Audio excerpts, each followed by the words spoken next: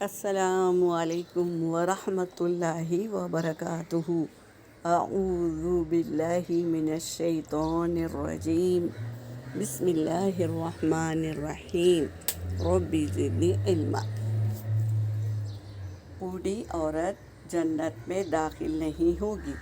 حضرت انس رضی اللہ فرماتے ہیں، حضرت انس رضی اللہ سے حدیث پاک کا مفہوم ہے۔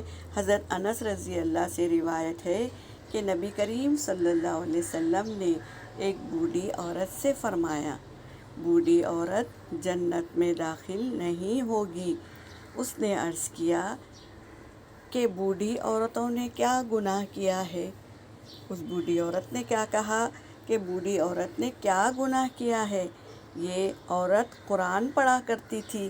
آپ صلی اللہ علیہ وسلم نے فرمایا، کیا تم نے قرآن میں یہ نہیں پڑھا کہ ہم انہیں دوبارہ پیدا کریں گے، اس طرح کہ وہ نوجوان ہوگی، ہم عمر ہوگی؟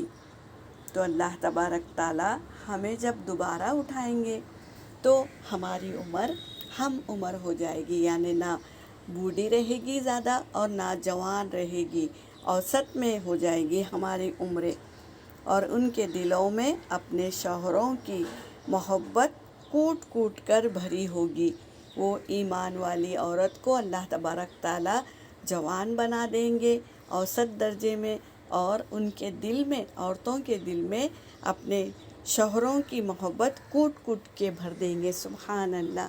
تو جنت میں جانے سے پہلے ہم کو اللہ تبارک تعالیٰ جوان کر دیں گے، تو ہم کو معلومات ہونی چاہیے نا، جنت میں جانے سے پہلے اللہ ہم کو کیا کرتے ہیں؟